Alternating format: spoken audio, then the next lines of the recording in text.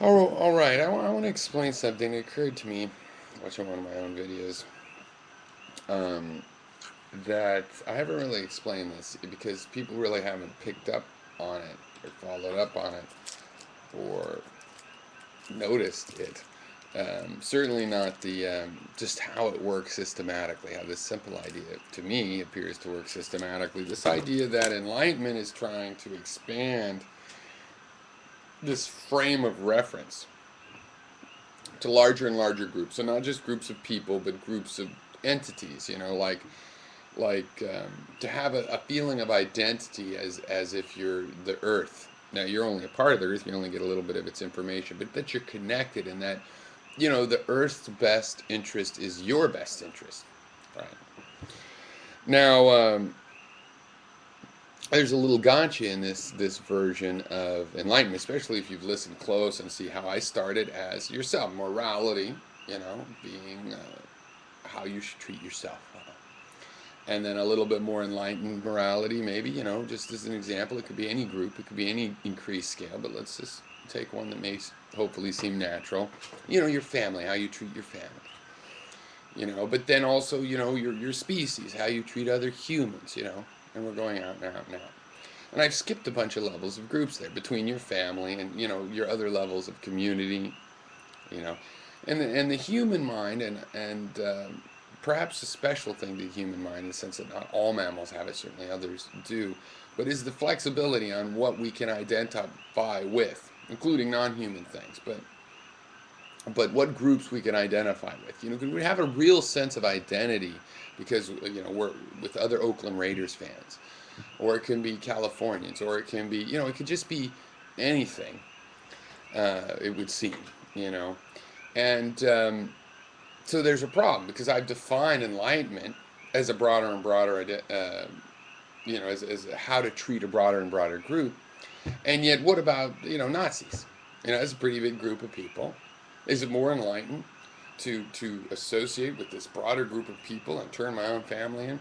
Okay, well, there's two things, and they're heuristics. I'm not going to argue some fundamental logical necessity of them. I'm just going to say these are two heuristics that I will use to make sure that the larger group isn't just a larger, less enlightened phenomenon. Okay, two things. One, does an association with that group cut you off from further expansion of your frame of reference? Okay, so that's a big one. If you associate with a bunch of nationalists, violent nationalists, war-mongering nationalists, that interferes with your ability to, associate your identity with the whole human race. Okay, so that's a major one. Then the other one is that you have to go down the level.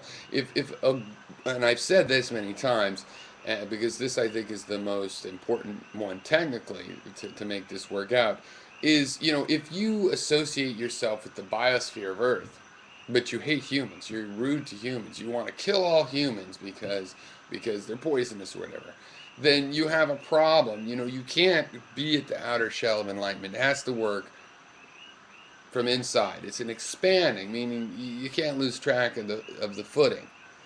And this to me also, in the sense of what I say, people picking up on how this stuff works together. To me, there's a very natural thing that comes from this, which is useful, which is you know how we judge uh, uh, when we should expect, not necessarily approve of, but expect people to violate some broad morality.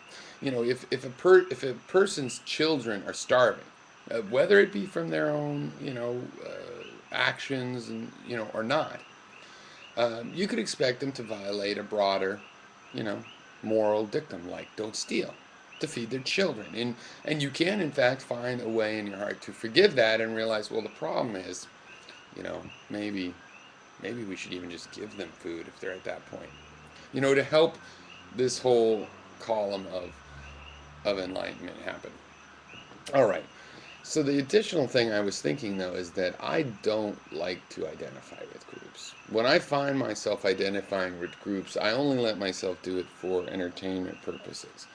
Like, I'm not really going to get angry at, the chief rivals of my sports team. If they win or we win, won't really matter. I'll entertain that for fun.